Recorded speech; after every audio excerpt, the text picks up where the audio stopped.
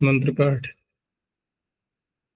ओम सहनाववतु सहनौ भुनक्तु सह वीर्यं करवावहै तेजस्विनावधीतमस्तु मा विद्विषावहै। ओम शांति शांति शांति। प्रथमा वृत्ति की 485वीं कक्षा, 8वें अध्याय की तीसरे पाद में 33 सूत्र तक हो चुके हैं। पूछना है कुछ है?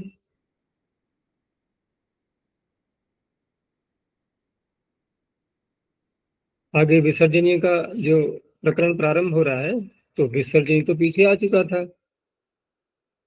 पर्वसानयोर विसर्जनीय, उसके बाद फिर अन्य भी बहुत से कार्य करने वाले सूत्र आए थे। अनेकों प्रकार के आगम भी देखे हमने। अब यहाँ से फिर वही प्रकरण प्रारंभ हो रहा है, लेकिन ये विसर्जनीय करने का नहीं है, ये विसर्जनीय के स्थान पर होने वाले आदेशों का है। पीछे तो हमने विसर्जनीय कर लिया, ठीक है ना। और वो था प्रथमांत में। अगर हम मंडूक प्लुत गति से, जैसे खरी की अनुवृत्ति भी यहाँ पर आएगी, उसको जैसे लाते हैं तो उसकी भी ला सकते थे विसर्जनीय की, लेकिन वो प्रथमांत है, यहाँ षष्ठ्यंत में उसको बदलना है। इसलिए सूत्र में अलग से ही बोल दिया गया विसर्जनीय सह। सामान्य सूत्र है, बहुत व्यापक सूत्र है ये। तो विसर्जनीय से षष्ठी वचनांतम सह प्रथमैक वचनांतम। अब यहाँ पर विसर्जनीय को सकार आदेश करना है, और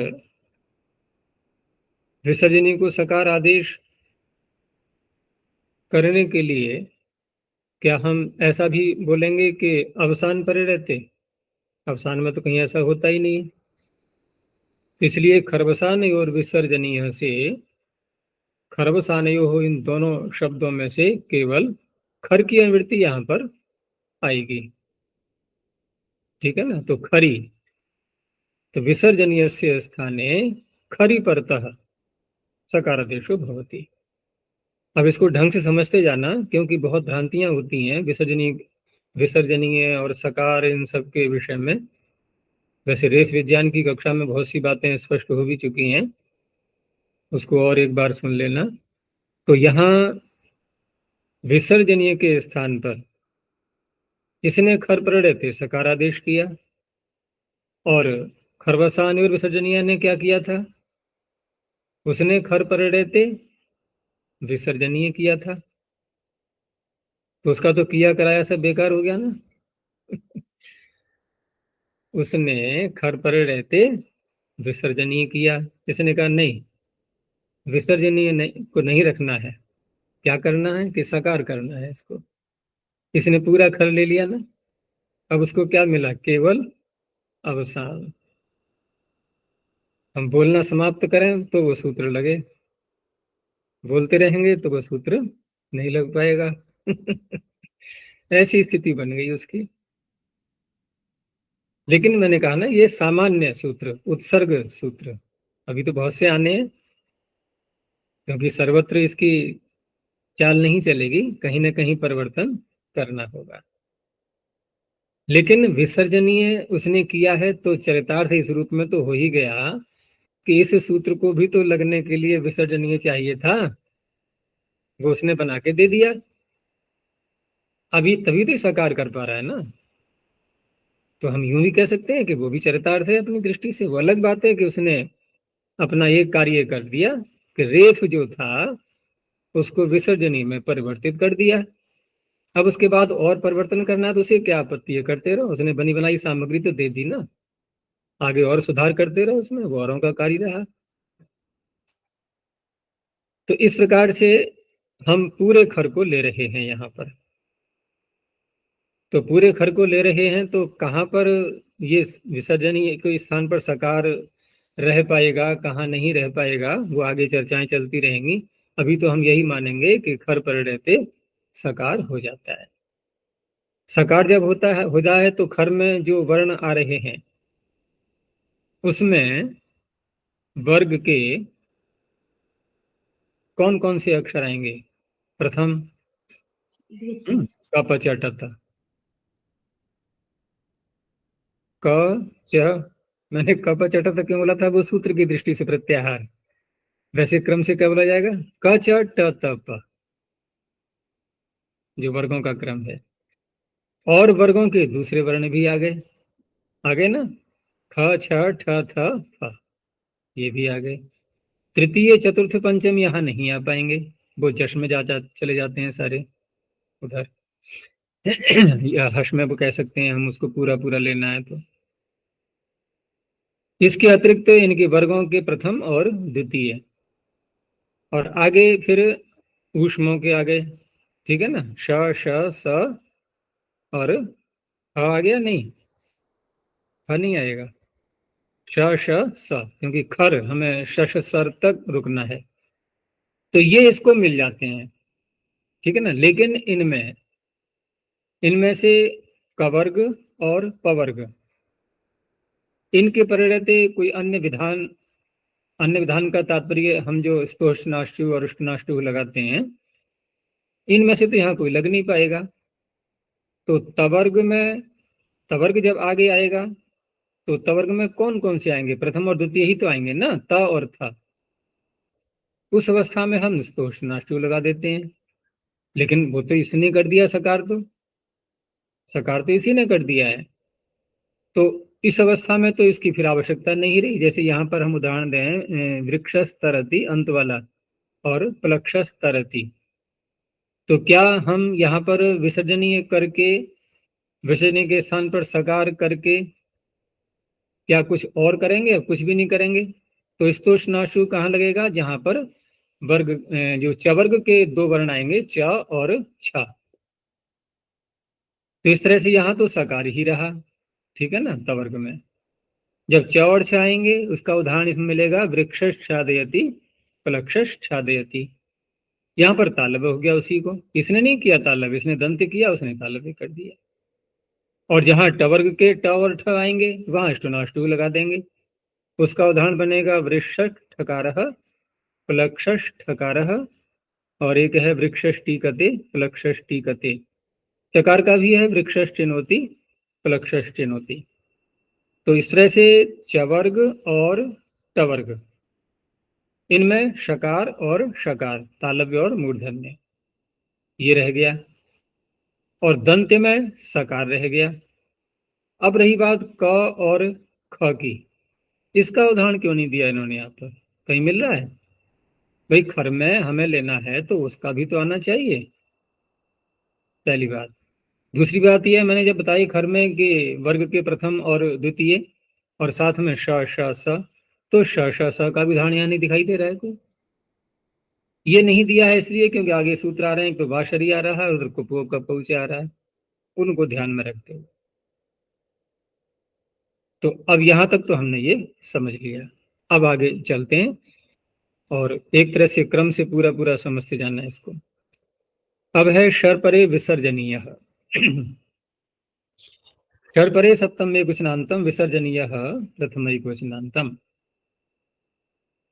यहाँ फिर वही स्थिति हो गई जैसे पीछे भी आया था, जब दो सप्तमियां बन जाती हैं तो एक विशेषण एक विशेष्य। लेकिन यहाँ तो जब पर शब्द जोड़ दिया है बहुरी समास करके, तो संदेह की बात ही नहीं है, फिर बहुरी समास वाला विशेषण ही बनता है। तो शर परह यस्मात्, वो कौन होगा? तो पीछे से खर आ रहा था, तो अर्थ बन जाएगा कि शर परे खरी परतः। पिछले वाले ने केवल खर लिया था और उसने सकार कर दिया विसर्जनीय को। यहां फिर वही आ गया विसर्जनीय। तो अब हम सकार को करेंगे विसर्जनीय या कि विसर्जनीय को विसर्जनीय रखेंगे? सकार को नहीं, पीछे को नहीं बढ़ेंगे, हम उल्टा नहीं चलेंगे। यहाँ पर यहाँ कोई प्रलय नहीं हो रही है। अभी प्रलय में क्या होता है? प्रतिप्रसव क्रम चलता है ना, प्रतिप्रसव। पीछे को, और पीछे और पीछे और पीछे और पीछे, कहाँ तक? सत्व रजस और तमस तक। उसके पीछे तो और है ही नहीं कुछ भी, है वो तो मूल प्रकृति है। तो यहाँ सकार कर दिया है, तो सकार से पीछे को नहीं हटेंगे अब। बस विसर्जनीय को जैसा किया था उसने खरवसान्योः सूत्र ने, उसी रूप में उसको रोक देंगे, ये इसका तात्पर्य है। तो शर्परे खरिपड़तः विसर्जनीयस्य विसर्जनीय आदेशो भवति।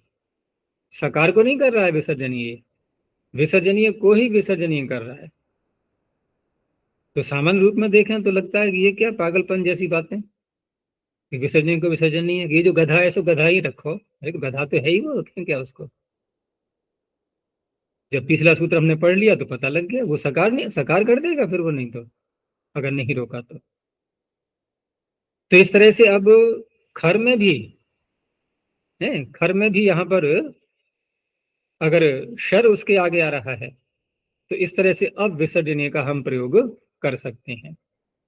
तो खरबसाने विसर्जनीय सार्थक हुआ यहाँ पर, उसके विसर्जनीय को थोड़ा सा रखा गया, तो उसकी लाज रख ली ना हमने, उसका सम्मान किया सूत्र का, कि तेरा किया हुआ कार्य भी ज्यों का त्यों यहाँ दिखाई दे रहा है।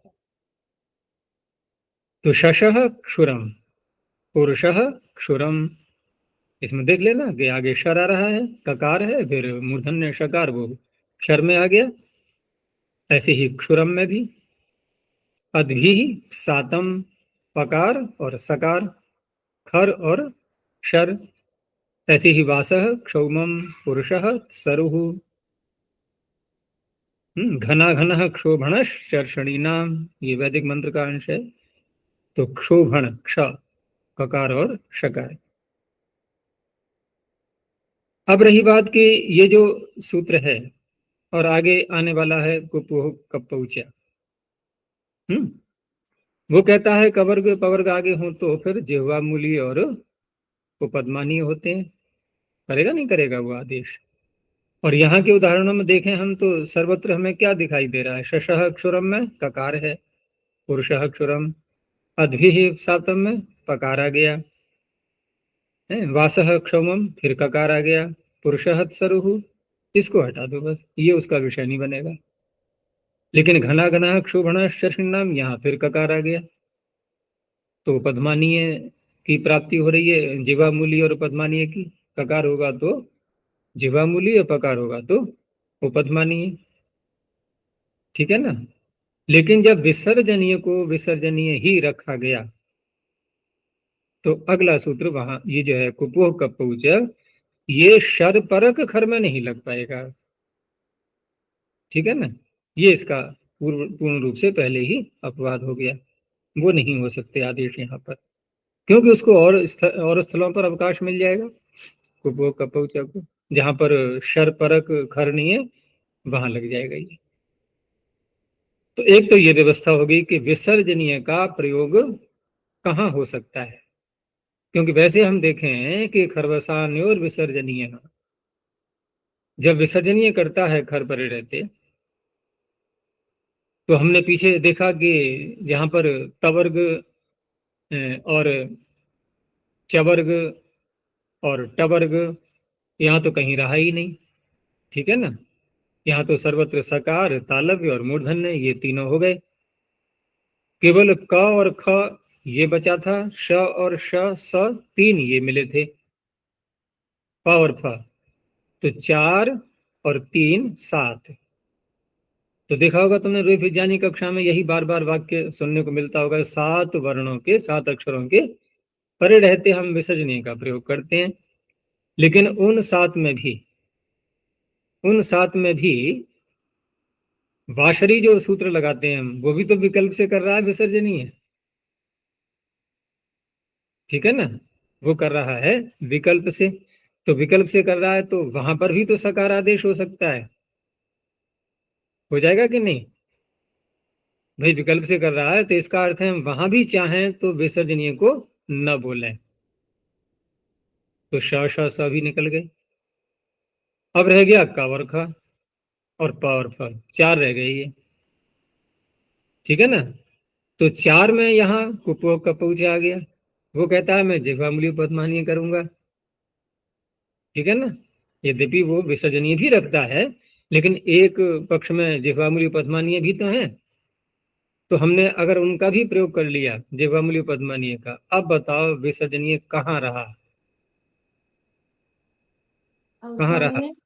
और शर्प खर में। हाँ, शर्परे विसर्जनीय जो है ये तो अपनी जगह अडिग है, ये तो रखेगा। लेकिन ऐसे प्रयोग क्या बहुतायत से मिलेंगे? बहुत कम, दुर्लभ है। इस प्रकार के जो प्रयोग हैं ये दुर्लभ है। अब क्योंकि विकल्प है वाशरी में, और कुपो कपौचा भी एक तरह से विकल्प ही है, क्योंकि विसर्जनीय भी रख रहा है वो, और जिह्वामलि उपध्मानीय भी रख रहा है। तो उसमें फिर जो व्यवहार में जो चलता है वो कौन सा पक्ष अधिक लेते हैं? विसर्जनीय वाला। ठीक है ना। इसलिए हम 7 वर्णों के पर रहते विसर्जनीय का उच्चारण करते हैं। ये है। चलो आगे देखो। वाह शरी, वाह व्यापदम शरी सप्तम में कुछ नाम था। अब शर में आई केवल 3 वर्ण, श श स। तो शरी परतः विसर्जनीयस्य वा विसर्जनीयादेशो भवति। तो विसर्जनीय को विकल्प से विसर्जनीय करने का तात्पर्य पता लग ही गया हमें, क्योंकि विसर्जनीय से सह नित्य ही सकार कर रहा था। इस सूत्र ने यहां पर विसर्जनीय को एक पक्ष में विसर्जनीय ही रखा, दूसरे पक्ष में वो सकार कर ही देगा। और वो सकार जब कर देगा तो शर में श श स ये आ रहे हैं, तो श आगे आएगा तो तालव्य बन जाएगा उसी सकार को, श आएगा तो मूर्धन्य बन जाएगा उसी सकार को, और स आगे आ रहा है तो सकार ही रहेगा। तो इस तरह से देखो उदाहरण में, वृक्षः शेते, यहाँ तालव्य हो गया, प्लक्षः शेते। कवयः षट्, यहाँ मूर्धन्य हो गया, कवयः षट्। धार्मिकाः सन्तु, यहाँ सकार ही रहेगा, विसर्जने से सह से किया हुआ सकार वो रहेगा, धार्मिका संतु। एक बार तुम लोगों ने, किसी ने प्रश्न किया था, ये न देवरुग्रा पृथ्वी च दृढ़ा ये न स्वस्तभितम, ये न ना कहा, तेजस्वी ने नहीं पूछा था शायद। तो स्वस्तभितम यहाँ पर विसर्जनीय है या नहीं है? नहीं है। नहीं है यहाँ पर। जबकि स्वर शब्द है ना, सुख का वाचक, होना चाहिए स्वः स्तभितम। किस सूत्र से? स्वः स्तभितम। तो यही तो है ना, वाशरी जो सूत्र है ये विकल्प से जब कर रहा है, तो विकल्प से 2 कार्य कौन कौन से हुए इसके? इसके 2 कार्य कौन कौन से हुए? या तो विसर्जनीय बोलो या फिर सकार बोलो। हम तो कुछ भी नहीं बोल रहे हैं ना वहां तो, ये तो गलत बात है ना, कुछ तो बोलना चाहिए है ना। हम विसर्जनी भी नहीं बोल रहे कि स्वः स्तभितम, हम उसको सकार भी नहीं कर रहे, स्वस्तभितम डबल सकार करना ऐसा भी नहीं कर रहे। तो यहाँ पर एक वार्तिक इसी सूत्र के साथ में अलग से आता है, और उस वार्तिक के द्वारा लोप कहा गया है, खर परे शरी वा लोपो वक्तव्य। खर परे शरी, शर परे विसर्जनीय ने क्या कहा था? शर परक खर, इसको उल्टा कर दो, खर परक शर, है ना, स्थान बदल दिया गया उनका, कि आगे तो आएगा शर, फिर उसके आगे खर आएगा। यदि ऐसी स्थिति आती है तो वहां पर विकल्प से लोप कहा गया है। अब तक लोप नहीं सुना हमने इन सूत्रों में कहीं भी कि लोप हो जाता है विसर्जनीय का, वो सीधा ही लोप कर देता है, सकार का नहीं, विसर्जनीय का। ठीक है ना। खर परे शरी वा लोपो वक्तव्य। तो इस तरह से खर परक शर पर रहते, और वहां स्तभितम में देखो क्या है, स्तभितम हाँ। में खर परक शर है, सकार पहले तकार आगे, स्तभितम। तो सीधा लोप ही हो गया उसका, विसर्जनीय का।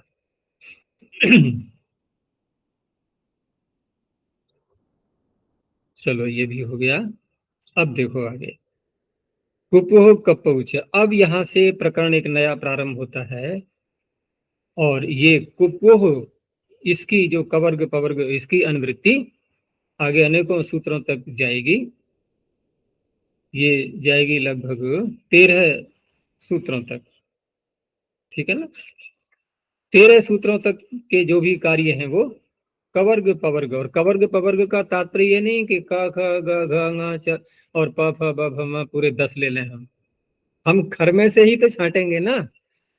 तो खर में से कवर्ग पवर्ग 4 मिलेंगे, क ख और प फ।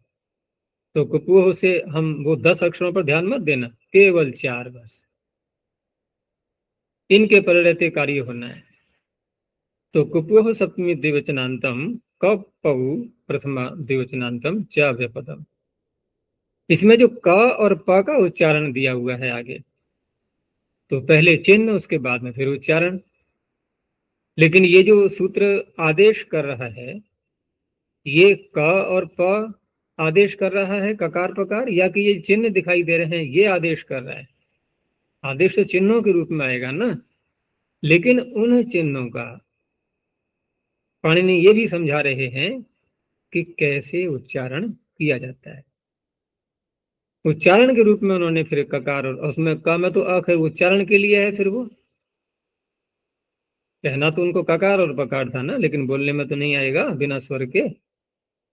तो ककार और पकार इनका उच्चारण होता है, अर्थात क और ख आगे हैं, और हमने विसर्जने के स्थान पर ये चिन्ह आदेश के रूप में कर दिया।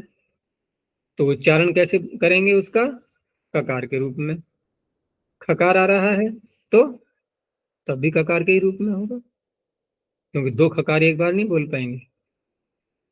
बोल के देख लेना, अगर प्रयास सफलता मिल जाए तो।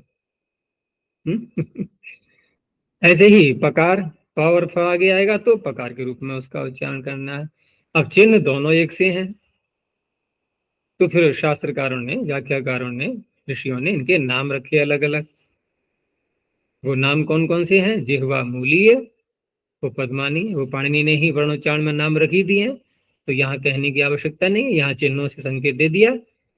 अब इनके नाम क्या हैं तो कहेंगे भाई सीधे जाके देखो ना मेरी दूसरी पुस्तक में, वहां नाम दे दिए हैं उन्होंने। तो जिह्वा मूलीय, जिह्वा के मूल से, क्योंकि कवर्ग है ना, तो क को हम बोलते ही हैं कंठ से, तो जिह्वा का मूल वहीं होता है कंठ के पास में। और उपधमानीय, अब पवर को हम जो है ओष्ठों से बोलते हैं, ओष्ठों से बोलते हैं तो वहां पर एक ओष्ठ बंद करके जब ध्वनि निकलती है, तो जैसे वायु का वेग अधिक होता है, धुआं शब्दाग्नि संयोग हो, जहाँ तेज वायु निकलती है उसी को तो यहाँ उसका प्रयोग करते हैं हम, धुआं धातु का। तो उपधमानीय, अब एकदम बहुत जोर से नहीं, उसके समीप में थोड़ा सा, तो सार्थक संज्ञा भी है उपधमानीय, यानी कि थोड़ा सा वेग करने के योग्य, उपधमानीय। कुछ तो वायु निकलेगी। जैसे अगर हम मुख में, वो एक होता है ना, वो जो आटा भून करके और उसमें मीठा डाल करके सूखा और रख लेते हैं, फिर उसको खाना हो हमें तो कैसे खाते हैं? गीला नहीं करते उसको, उसको यूं ही मुंह में डाला और अंदर लार के द्वारा गीला होके फिर चबाते हैं ना, उसको अंदर ले लेते हैं। लेकिन मुख में डालते ही और पवर का उच्चारण करवाया जाए किसी से तो क्या होगा? वो सारा आटा बाहर निकल जाएगा कि नहीं? हो गया उपधमानी है, देखो जोर से वायु निकल रही है नहीं?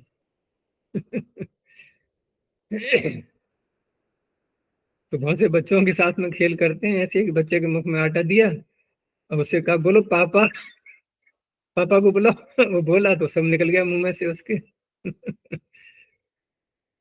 तो ये इनके नाम है, जिह्वा मूली उपधमानी। तो कवर्गे पवर्गे च परतः यथासंख्य हो जाएगा, विसर्जनीय से स्थान यथासंख्यम जिह्वा मूली उपधमानी इत्येतौ आदेशो भवतः। अब सूत्र में च भी बोल दिया है, तो ऐसा नहीं है कि बिल्कुल नित्य रूप में करना है, कहा नहीं, विसर्जनीय भी रख सकते हैं, चकारा विसर्जनीय। अब इस दोनों प्रकार के प्रयोगों में लोक में क्या स्वीकार कर लिया हम लोगों ने सरलता की दृष्टि से? विसर्जनीय है। कि कौन ये चिन्हों की व्याख्या करता रहेगा, दूसरे को भी बाधा रहेगी। तो विसर्जनीय का उच्चारण हम लोग अधिक कर लेते हैं, लेकिन ये भी शुद्ध है। अब उच्चारण कैसे, जैसे वृक्षः करोति, विसर्जनीय तो ऐसी रहेगा, लेकिन जब जिह्वामूलीय आदेश कर लिया तो वृक्ष करोति, ठीक है ना, उसका भी आधे ककार के समान, वो पाणिनि स्वयं बता रहे हैं सूत्र में ही, ऐसे उच्चारण करना है। ऐसे ही वृक्ष खनति, तो वृक्ष खनति। वृक्ष पचति, तो वृक्ष पचति, यहाँ पकार हो जाएगा, जैसे कि डबल पकार बोला जा रहा हो ऐसा लगेगा। वृक्ष फलति, वृक्ष फलति। तो यहां तक स्पष्ट हुआ। अब ये कुप्पो आगे चलेगा, क्योंकि ये भी सूत्र बहुत व्यापक बन रहा है देखा जाए तो, क्योंकि ऐसे बहुत प्रयोग मिलेंगे इस प्रकार के, जहाँ के विसर्जनी के आगे कवर्ग और पवर्ग का उच्चारण करने के लिए शब्द मिलेंगे, ऐसे बहुत से आएंगे प्रयोग, तो सर्वत्र लगने लगेगा ये, ठीक है ना। और सर्वत्र लगने लगेगा तो फिर अब आगे जो सूत्र आ रहे हैं तो कहाँ कहाँ ये नहीं लगेगा, ठीक है ना, अब उसका ये चलेगा प्रकरण। तो उसमें सबसे पहला सूत्र आ रहा है आगे, सोपदादौ। सह प्रथमैकवचनान्तम, अपदादौ सप्तम्यैकवचनान्तम। अब ये जो सकार कर रहा है विसर्जनीय के स्थान में, ये विसर्जनीय क्या कहीं पर पद के मध्य में भी मिल सकता है?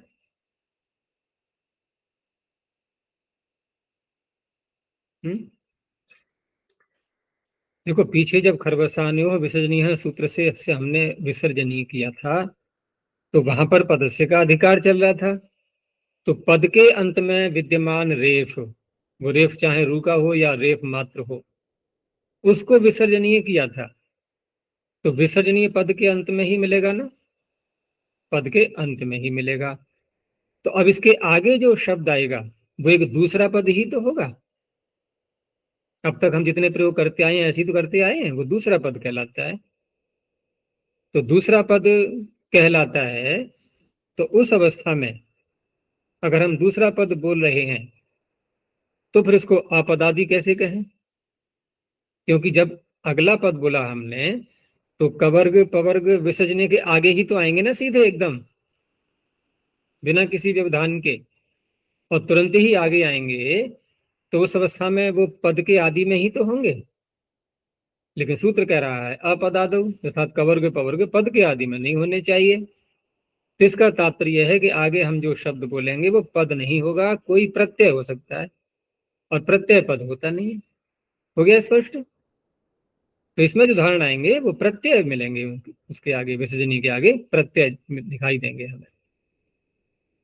तो अपदाद्यो कुप्वो परतः विसर्जनीयस्य सकारादेशो भवति। अब वहां सकार ही रहेगा, ठीक है ना, इसका अब कोई भी अपवाद नहीं। इस तरह से ये बन रहा है अपवाद, अब कुप्वो कपौचो का बन रहा है, नहीं बन रहा है। ये जिह्वामूली उपधमानीय नहीं होने देगा और विसर्जनीय भी नहीं रखने देगा, क्योंकि पूर्व सूत्र का ध्यान रखना, हम जब अपवाद बोल रहे हैं तो अपवाद किस रूप में लिया जाएगा। पूर्व सूत्र ने दो कार्य किए थे कि या तो जिह्वामूली उपधमानीय करो अथवा विसर्जनीय रखो। इसने कहा नहीं, दोनों में से कुछ भी नहीं, सकार करना है हमें। यद्यपि सकार विसर्जनीय से सह कर चुका था, लेकिन कर तो चुका था, उसका अपवाद बन गया कुप्वो कपौच, ठीक है ना, कवर्ग पवर्ग पर रहते। यद्यपि उसकी भी अनुवृत्ति है विसर्जनीय की भी, लेकिन वो तो सकार कर रहा था ना, सकार तो नहीं होने दिया इसने। और यहाँ वो नियम तो हमें पता ही है पीछे से कि असिद्ध प्रकरण होने पर भी जब कोई अपवाद का सूत्र आता है तो वहां पर वो असिद्ध नहीं होता है। तो हम ये भी नहीं कहेंगे कुप्वो कपौच असिद्ध हो जाएगा विसर्जनीय से सह की दृष्टि में, नहीं, वो सिद्ध ही रहेगा। तो इस तरह से विसर्जनीय से सह का अपवाद बना कुप्वो कपौच, और कुप्वो कपौच का अपवाद बन गया ये सोपदादौ। तो सोपदादौ जो अपवाद बना, दुश्मन का दुश्मन क्या होता है, मित्र बन जाता है ना, तो विषय से स का ये मित्र बन गया, एक तरह से देखा जाए तो। ये सकार कर रहा है, वो भी सकार ही कर रहा था। अब यहाँ उदाहरण देख लो, ये प्रत्यय कौन कौन से हैं, सब पढ़े हुए हैं पीछे, है याप्य पाशव से पाशव करते हैं, और कल्प प्रत्यय ईश्वर समाप्तो कल्प देश देशीय रहा, ठीक है ना। इसकी गिनती करने के लिए एक वार्तिक भी साथ में हम बोल सकते हैं, पीछे शायद मैंने बताया भी था, संपुम का नाम सो वक्तव्य, लेकिन वो तो खैर यहाँ नहीं लेंगे हम उसको।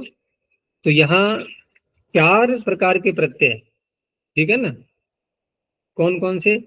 एक तो पाशप में पकार मिल जाता है पूर्व में, कल्पक में क मिल जाता है, और एक क प्रत्यय भी तो है सीधा, क प्रत्यय भी आता है, तो उसको ले लेते हैं। तो एक वाक्य पूरा बना दिया गया है, पाश कल्प क काम्य, पाश कल्पक काम्य, ठीक है ना। पाश प्रत्यय, कल्प प्रत्यय और क प्रत्यय और काम्य प्रत्यय, इनमें मिल जाता है। इनमें ककार तो मिला हमें 3 जगह, पकार केवल एक ही जगह, लेकिन फ और ख ये कहीं नहीं मिले। कोई बात नहीं, जितना मिला उतना ले लेंगे। तो इस तरह से यहाँ सकार ही होगा। अब पयः पाशम अगर कोई बोलता है तो अशुद्ध कहलाएगा, ठीक है ना,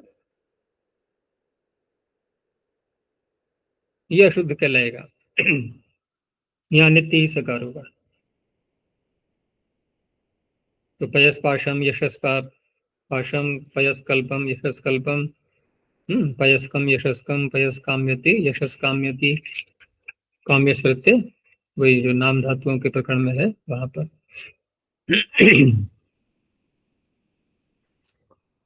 चलो, अब सोपदादव सूत्र ने अपना कार्य कर दिया, लेकिन यहां से अब जो प्रकरण प्रारंभ हो रहा है, ये एक तो मैंने कहा था कुपो कपौच का अपवाद चल रहा है ये सारा। दूसरा, जो सकार आदेश किया है अभी सोपदादव से, इस सकार की अनुवृत्ति आगे दूर तक जाने वाली है, ठीक है ना। सकार की अनुवृत्ति दूर तक जाएगी, ये जाएगी 54 सूत्र तक। इनकी यहां से अगर गिनती करें तो 17 हो गए ना, कितने हो गए, ये संख्या हो गई 38, 48, 17 हो गए ना, तो वहां तक जाएगा ये। अब अगला सूत्र जो आ रहा है, ये एक अन्य वर्ण को ले रहा है, ये मूर्धन्य शकार को ले रहा है, और इसकी भी अनुवृत्ति ऐसे ही जाएगी आगे। तो अगला सूत्र देखो, दोनों को मिलाना फिर परस्पर संगति कैसे लगेगी कि एणः शः। देखो, पिछले सूत्र ने कोई ऐसा विशेषण नहीं लगाया था कि विसर्जनीय किससे उत्तर हो, ऐसा नहीं कहा उसने। तो हम यूं भी कह सकते हैं कि ये सूत्र पूर्व सूत्र का क्या अपवाद बन जाएगा कि नहीं। ये कह रहा है इणः पंचम एकवचनान्तम शः प्रथम एकवचनान्तम इणः उत्तरस्य विसर्जनीयस्य शकारादेशो भवति अपदाद्यो कुपोः परतः। उसने क्या कहा था, सकार होता है अपदादि कवर्ग पवर्ग पर रहते। इसने कहा नहीं, अगर विसर्जनीय से पहले इण प्रत्याहार का कोई वर्ण आ रहा है तो फिर ताल दंत सकार न होकर के ये मूर्धन्य शकार हो जाएगा, तो ये इसका बन गया अपवाद। अब क्योंकि अनुवृत्ति तो सह की भी जाएगी, शह की भी जाएगी, दोनों की जाएगी आगे के सूत्रों में, तो वहां पर हम यदि इण से उत्तर, ठीक है ना, इण से उत्तर यदि दिखाई दे रहा है हमें तो श की अनुवृत्ति ले लेंगे, और इण नहीं है तो स की अनुवृत्ति ले लेंगे। जैसी संगति होगी वैसी अनुवृत्ति ले ली जाएगी आगे। तो इण उत्तर से विसर्जनीय से शकारादेशो होती। अब यहाँ पर भी प्रत्यय जैसे पीछे कहे गए थे वैसे ही प्रत्यय यहाँ भी आएंगे, क्योंकि अपदादि कहा गया है, ये 2 ही सूत्र में है ये विषय अपदादि का, आगे नहीं चलेगा ये। तो यहाँ भी वही प्रत्यय है, देख लो, केवल पूर्व शब्द बदल गया है, क्योंकि वहां इण भी चाहिए विसर्जनी से पूर्व। तो जैसे सर्पिश, तो सर्पी ही पाशम, तो इकार से उत्तर आ रहा है विसर्जनीय, इण से उत्तर आ गया सर्पिश पाशम। अब यहाँ ऐसा मत कर बैठना कि देखो पहले हमने विसर्जनीय से सह से विसर्जनीय को सकार कर लिया और उसके बाद फिर क्या इनको के अधिकार में लाने लगे आदेश प्रत्यय हो। कोई पूछे आदेश कहाँ है, कि देखो आदेश तो है ही, हमने विसर्जनीय को सकार आदेश किया था। अब उसको मूर्धन्य कर सकते हैं कि नहीं, इण से उत्तर आपत्ति कुछ नहीं कर सकते हैं, लेकिन ये गलत प्रक्रिया कहलाएगी। यहाँ ये सूत्र लगाना है, क्योंकि अगर हम उसको लगाएंगे तो वहां पर ये विषय ये नहीं बैठा हुआ है पीछे कुपो कपूचे और ये सोपदादु, ये नहीं बैठे हुए हैं, ये होने देंगे। तो इसलिए सीधा ही विसर्जनीय को मूर्धन्य हो चुका है। यहाँ सकार को शकार नहीं हुआ है। तो सर्पिष्पाशम यजुष्पाशम सर्पिष्कल्पम यजुष्कल्पम क प्रत्यय करके सर्पिष्कम यजुष्कम सर्पिष्काम्यति यजुष्काम्यति। सर्पिष की बहुत चर्चा होती है ना। किसे कहते हैं सर्पिष? घी के लिए।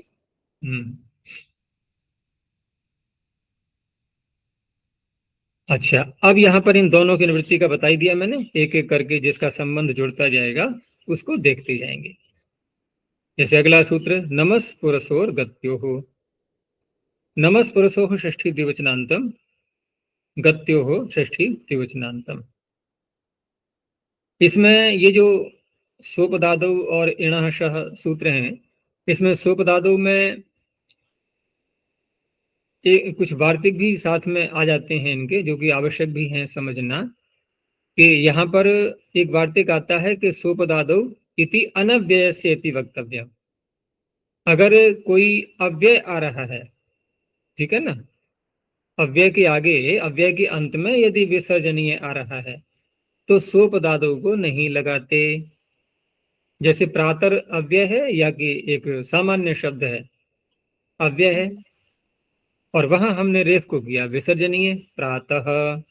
आगे इन्हीं प्रत्ययों में से कोई ले लिया हमने, जैसे कल्प प्रत्यय ले लिया, तो प्रातः कल्पम, तो सोपधातु तो सकार करेगा ना, तो प्रातस कल्पम होना चाहिए, नहीं, वहां विसर्जनीय ही बोलना है। तो एक बात तो यह है कि अव्यय में नहीं होता। और काम्य प्रत्यय जब लाते हैं तो वहां भी एक नियम है कि रोह काम्ये नियमार्थम, कि काम्य प्रत्यय परिणयते, अगर आपने विसर्जनीय को सोपधातु से सकार किया है तो वह विसर्जनीय जिस रेफ के स्थान पे हुआ है वह रेफ रू का रेफ होना चाहिए। तो रोह काम्ये नियमार्थम, एक ये वार्तिक आ गया। जैसे पयः काम्यति है, तो पयः काम्यति में पयस शब्द, तो सकार को रू करेंगे ना पहले, सजुषो रू से, उस रेफ को होगा विसर्जनीय, तब तो हो जाएगा सकार। और भी ऐसा नहीं है, जैसे गिर शब्द को ले लें, गिरी धातु से बनता है जो के प्रत्यय करके, तो गिर में क्या रेफ रू का है, तो वहां यदि हम काम्य आगे जोड़ते हैं, काम्यति इत्यादि बोलेंगे, तो गीह काम्यति। अब यहां पर गिर का गी ही बना, तो गीर और विसर्जनीय कर लिया। अब उस विसर्जनीय को सोपधातु लगाएं क्या? नहीं लगाएंगे, ठीक है ना।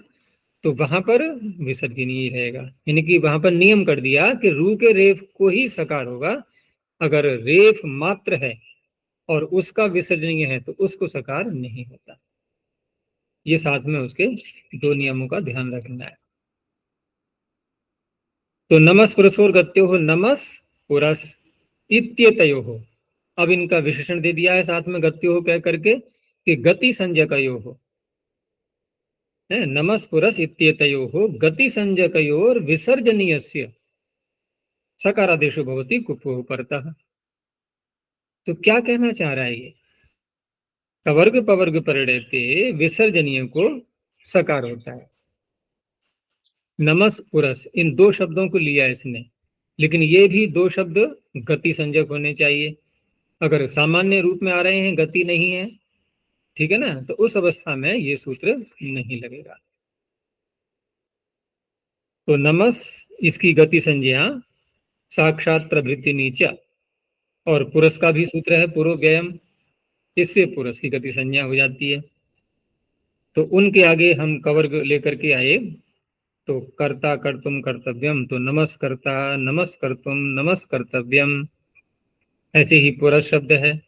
कवर्ग का उदाहरण इसमें मिलता नहीं, ठीक है ना। तो पुरस्कर्ता पुरस्कर्तुम पुरस्कर्तव्यम, तो यहां पर सकार रखा। तो कहने का तात्पर्य इस सूत्र की आवश्यकता क्यों पड़ रही है, क्यों ऐसा किया जा रहा है? उपभोग का पहुंचना। हाँ, ये सब उसी का अपवाद चल रहा है, ठीक है ना। तो ये सकार हो गया यहाँ पर। आगे देखो, अब यहाँ पर हम इण श से श की अनुवृत्ति नहीं लाए हैं, स की लेकर के आए हैं, क्योंकि नमस पुरस में जो विसर्जनीय है वो इण से उत्तर नहीं है। लेकिन अगले सूत्र में अब स्थिति बदल जाएगी। ईदुपधस्य चा प्रत्ययस्य, ईदुपधस्य षष्ठे क्वचनान्तम च विपदम अप्रत्ययस्य षष्ठे क्वचनान्तम। इत उत और उपधा, तीन शब्द हैं ये। तो पहले द्वंद्व करेंगे, इच्च उच्च ईदुतौ, फिर बहुव्रीहि समास, ईदुतौ उपधे यस्य। अब यस्य कस्य, विसर्जनीय से, सब उसी का चल रहा है ये प्रकरण। अर्थात ऐसा विसर्जनीय है जिसकी उपधा में या तो इकार हो या उकार हो, पहली बात।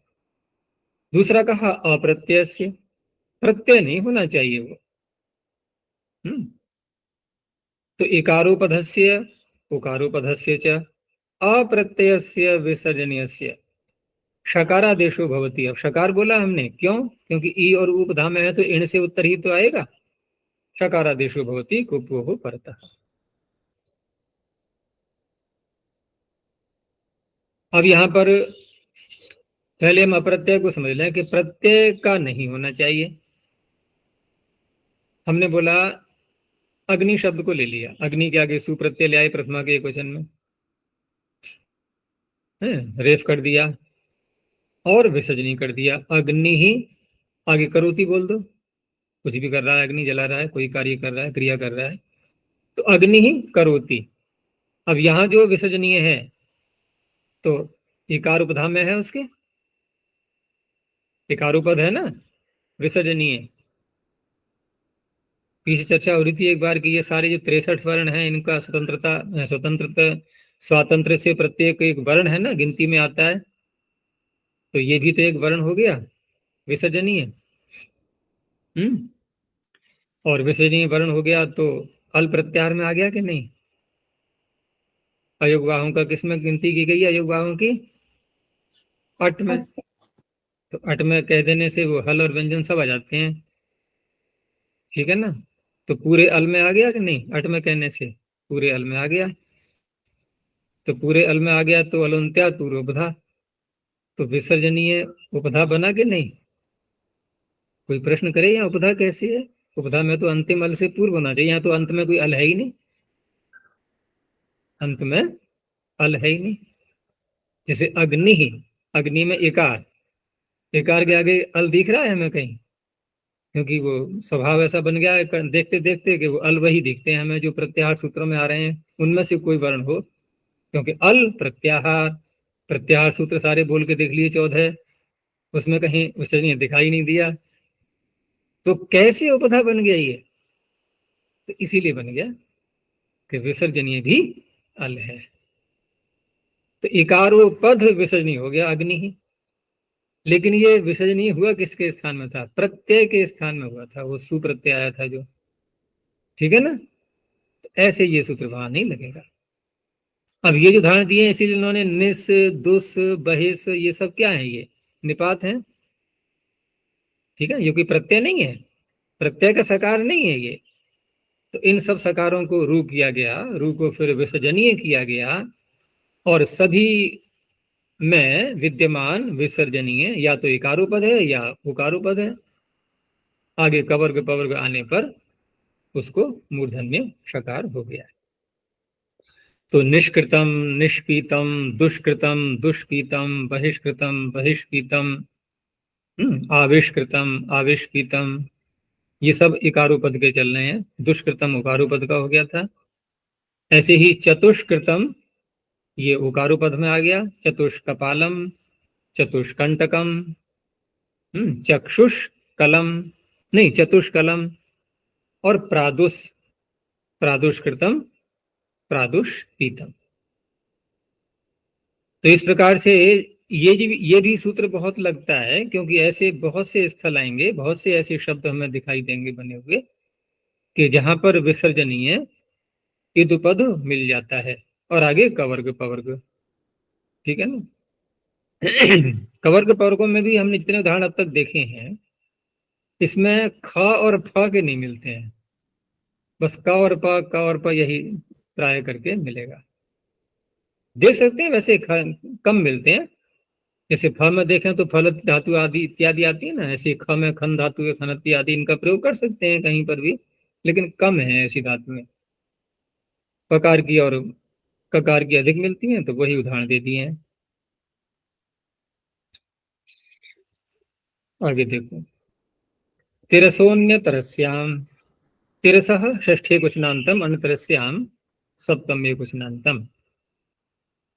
अब यहाँ किसकी अनुवृत्ति लाएंगे हम, सह की या शह की। तिरस, तेरह क्या है, विसर्जनीय से पूर्व अकार है, तो सह की अनुवृत्ति लाएंगे। तो तिरसह, पीछे से जो नमस पुरुष और गत्यो में गत्यो गति शब्द बोला था, उस गति की अनुवृत्ति यहां भी लाते हैं मंडोकृत गति से। तो गति संज्ञक तिरस शब्द को लेना है। अगर गति नहीं है तो नहीं लेना है। तो गति संज्ञा करने वाला जो सूत्र है वो विभाषा क्रिय विकल्प से करता है। तो जिस पक्ष में नहीं करेगा उस पक्ष में गति नहीं बनेगा वो। ठीक है ना। तो वहां पर ये सूत्र नहीं लगेगा, फिर वहां विसर्जनीय ही बोलना पड़ेगा हमें। तो गति संज्ञकस्य तिरसः विसर्जनीयस्य विकल्पेन सकारादेशो भवति कुप्वोः परतः। तो तिरस्कर्ता, विभाषा क्रिय से गति संज्ञा हो चुकी है। तिरस्कर्तुम, तिरस्कर्तव्यम, अब विकल्प से किया गया है क्या, विसर्जनीय को सकार। तो दूसरे पक्ष में क्या रहेगा, विसर्जनीय। अब वहां मत लगाने लगना विसर्जनीय से सह, लेकिन उसका तो अपवाद कपो कपूचे बैठा हुआ है। फिर समझो बात के लिए, दूसरा जो उदाहरण है ना, तेरह कर्ता, ये स्थिति है, तो विसर्जनीय से सह लग रहा है कि नहीं, लग रहा है, लेकिन उसका अपवाद बैठा हुआ है कुपो कपूच। वो कहता है या तो जिह्वा मूल्य करो यहां पर, या विसर्जनीय रखो। ठीक है ना। तो अब ये है इसका अपवाद। ये सारे सूत्र चल रहे हैं, ये कुपो कपूचा के अपवाद चल रहे हैं। तो अपवाद चल रहे हैं, तो कुपो कपूचा ने विसर्जनीय आदेश किया था या जिह्वा मूल्य आदेश किया था, जिह्वा मूल्य पद, जिह्वा मूल्य किया था। ठीक है ना। और विसर्जनीय भी रखा कहा जाएगा, वो कोई आदेश नहीं किया था, वो तो था पहले से, उसको विसर्जनीय रखा, और उसका ये है अपवाद। ठीक है ना। अब जब विसर्जनीय उसका अपवाद बनाइए, तो जिह्वा मूल्य तो यहाँ होगा नहीं तेरह कर्ता में। अब रही बात कि विसर्जनीय तो हमें दिखाई दे रहा है यहाँ पर, तो फिर हम जो है विसर्जनीय से सह को क्यों नहीं लगा सकते।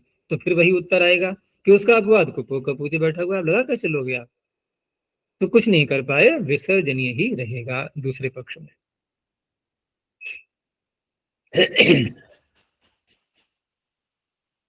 आगे देखो, द्विस्त्रिश चतुरिति कृत्वर्थी। अब ये कुछ कुछ एक एक कुछ कुछ शब्दों को लेकर के आगे जो सूत्र आ रहे हैं, थोड़ा थोड़ा कार्य करने वाले, इसमें कुछ व्यापक सूत्र भी आएंगे, जैसे ऋतुभ्रत से व्यापक था, ऐसे ही ईणाशः ये भी व्यापक था। ये तो एक एक शब्द के लिए, नमस्परसोर्गत्यो तिरसोनत्रस्याम, ऐसे ये तीन शब्दों के लिए है। तो द्विस त्रिश चतुः अविभक्त्यंत निर्देश, बस ऐसे ही ले लिया है जो कहते हैं। इति अव्यपदम कृत्वोर्थे सप्तम एक कुशनांतम, इति साथ में जोड़ दिया है सूत्र में। तो करते हैं पाणिनि ऐसा कहीं कहीं, जो स्वरूप का निर्देश करने के लिए इति शब्द को बोलते हैं। तो तीन शब्द हैं यहाँ पर, और ये जो तीनों शब्द हैं इनमें सकार साथ में दिखाई दे रहा है हमें। जैसे द्विस में दिखाई दे रहा है, मूल शब्द तो द्वि है ना, त्रिस में दिखाई दे रहा है, मूल शब्द त्रि है, तो सकार आ कहां से गया? तो क्या उत्तर आएगा? सकार जहां आ जाए तब ये सूत्र लगेगा। तो सकार हमें लाना पड़ेगा पहले, कहां से लाएंगे? द्वित्रि चतुर्विध सूच। हाँ, तो वहां पर जो है प्रकार अर्थ में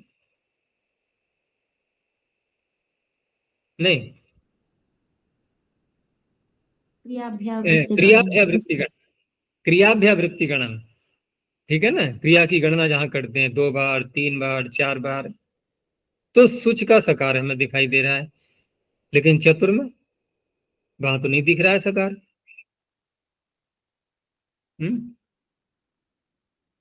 क्या करेंगे फिर? क्योंकि वो है द्वित्रि चतुर्भ्य सुच, चतुर से भी तो किया था उसने, लेकिन वो चतुर के आगे जो सकार आएगा वो राजसस से कहाँ छोड़ेगा उसको, इसलिए फिर चतुर्भुजों का तो ऐसे ही रखा है पढ़ने में, लेकिन हमें मानना तो पड़ेगा। हम्म क्यों क्यों मानना पड़ेगा? कोई ये कह सकता है भाई सूत्र को तो विसर्जनीय चाहिए ना, तो विसर्जनीय चाहिए तो क्या चतुर के रेफ को नहीं होगा विसर्जनीय? होगा, लेकिन क्या वो कृत्व सूच के अर्थ में होगा? साथ में सूत्र में कृत्व से कहा गया है कि नहीं? तो कृत्व सूच का भी तो अर्थ लाना है, क्रिया की अभ्यावृत्ति की गणना भी तो करनी है। तो केवल हम चतुर शब्द बोल करके तो गणना नहीं कर पाएंगे, वो तो उसका अर्थ होगा चार, 4 बार कैसे बोलेंगे? तो 4 बार बोलने के लिए सूच भी करना होगा, भले ही सूच का लोप हो जाए, सकार का लोप हो जाए, लेकिन अर्थ तो रहेगा उसका, इसलिए। तो सूत्र का अर्थ क्या बनेगा कि द्विस त्रिस चतुर इत्यतेषाम कृत्वोर्थे वर्तमान नाम, कृत्व सूच के अर्थ में होने चाहिए, ये क्रिया की अभ्यावृत्ति की गणना में होने चाहिए। विसर्जनीयस्य विकल्पेन शकारादेशो भवति कुतुः परतः। अब शकार क्यों बोला हमने? क्योंकि तीनों में देख लो विसर्जनीय कैसे रहेंगे ये तीनों में, ईदुपद या उदुपद, तो श की निवृत्ति आएगी फिर, ऋणाश। उत्तरम। क्योंकि इन से उत्तर आ गए। तो उदाहरण देख लो, कोई समस्या नहीं है, पहले हम सुच प्रत्यय कर लेंगे और सुच प्रत्यय करके बन जाते हैं ये अव्यय, ठीक है ना, स्वादुत्पत्ति भी होगी, वो लोप हो जाएगा, अव्ययादाप सुपह। तो द्विष करोति 2 बार करता है, तो द्विहि करोति ये था, तो विकल्प से किया है, दूसरे पक्ष में विसर्जनीय रहेगा। तो द्विष करोति द्विहि करोति त्रिष करोति त्रिहि करोति, चतुष करोति चतुः करोति, द्विष पचति द्विहि पचति 2 बार पकाता है, त्रिष पचति त्रिहि पचति, चतुष पचति चतुः पचति। तो इस तरह से इसके उदाहरण बनते हैं ये। आगे ईशुषोः सामर्थ्ये, ईशुषोः षष्ठी द्विवचनांतम सामर्थ्ये सप्तम एकवचनांतम, यहाँ भी देखो श की ही अनुवृत्ति लाएंगे हम, अच्छा जी, क्योंकि और एक पक्ष, अच्छा जी, विसर्ग जो दूसरा पक्ष हुआ है, और एक भी बन जाएगा ना वो उपध्मानी आदि करके? नहीं, उसके अपवाद चल रहे हैं ये सब, उसकी प्राप्ति में ही ये सूत्र चल रहे हैं, उसके हुए अपवाद, वो तो लग ही रहा था, और वह जिह्वामूली उपदमानीय कर रहा था, अभी पीछे यही तो सारी बातें हुई नहीं, वो जिह्वामूली उपदमानीय कर रहा था, तो वो न होने दे करके इन सूत्रों ने सकार और शकार आदेश करना प्रारंभ कर दिया। अब जहां जहां कहीं विकल्प आता है, तो प्रश्न यही था ना कि वहां दूसरा पक्ष क्या बचेगा, तो दूसरा पक्ष, क्योंकि जिह्वामूली उपदमानी तो कर नहीं सकते हम, उसके तो अपवाद हैं ये, तो विसर्जनीय ही तो बचेगा, वही रहेगा।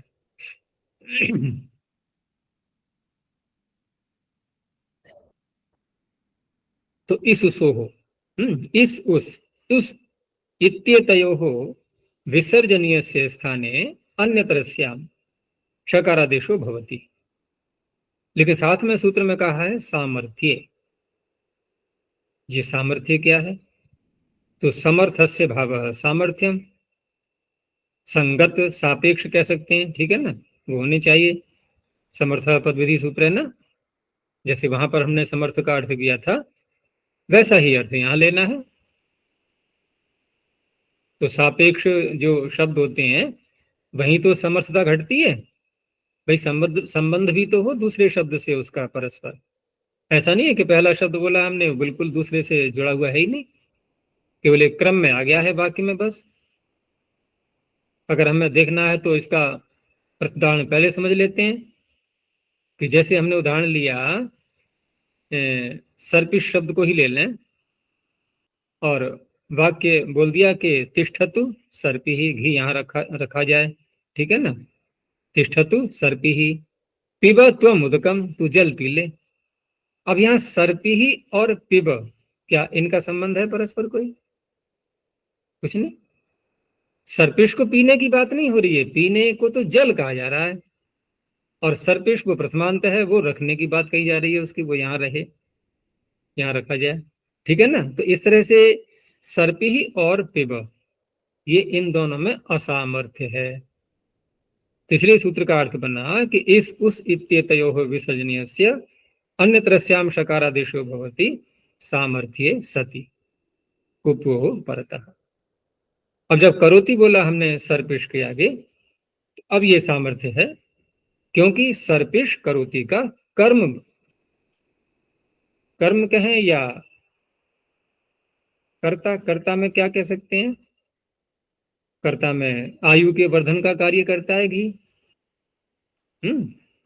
आयुर्वै घृतम, घी आयु है ना, तो आयु बढ़ानी हो तो घी पान करें फिर। और हम कर्म के रूप में भी ले सकते हैं, वहां कर्ता फिर कोई और छिपा हुआ माना जाएगा, ठीक है ना, दोनों में ले सकते हैं। तो इस तरह से कर्म माने या कर्ता माने, क्रिया से संबंध तो हो ही गया ना, सामर्थ्य हो गई। तो सर्पिश करोति सर्पि ही करोति, विकल्प हो गया ये। यजुष करोति यजुः करोति।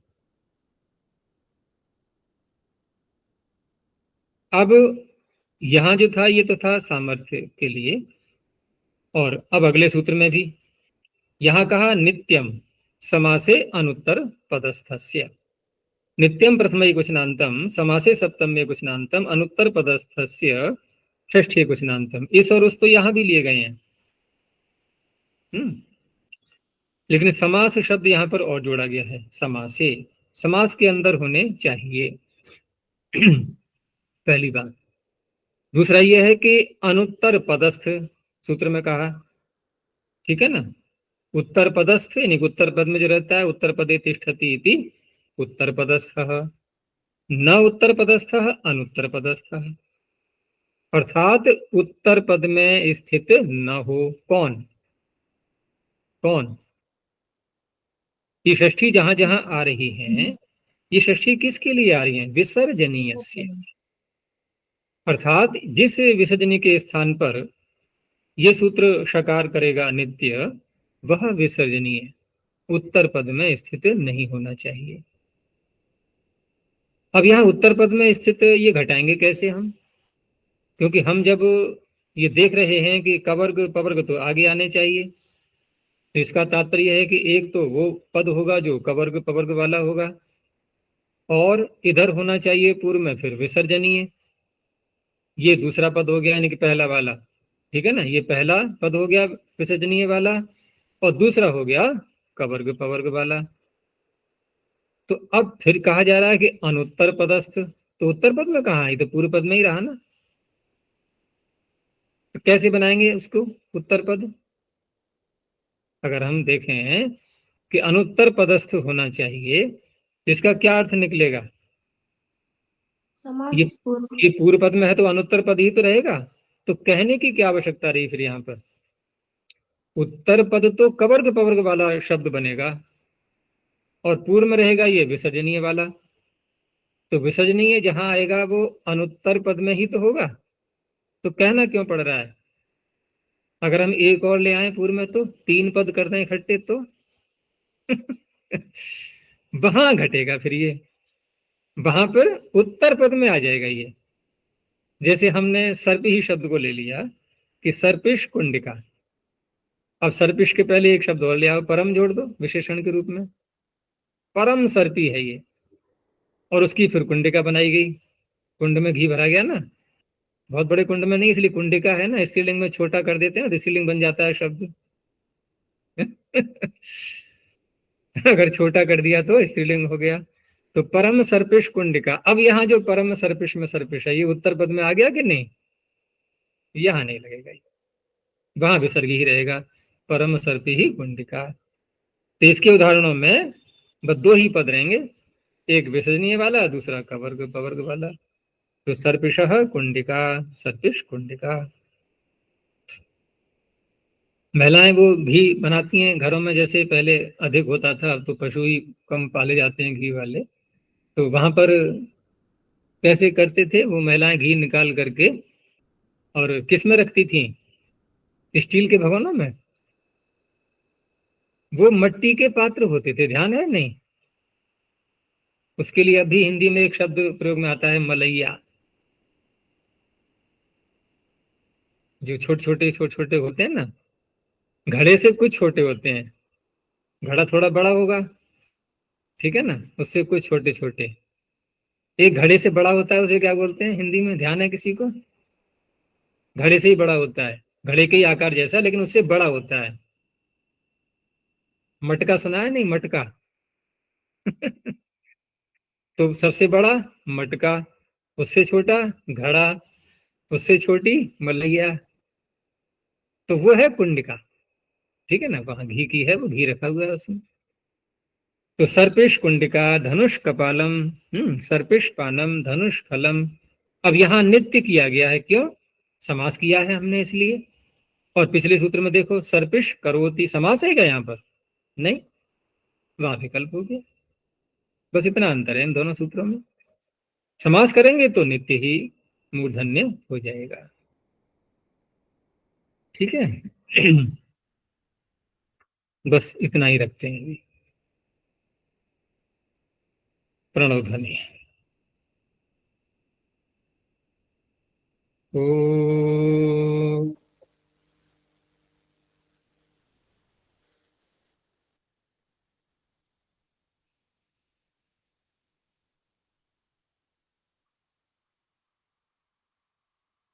ओ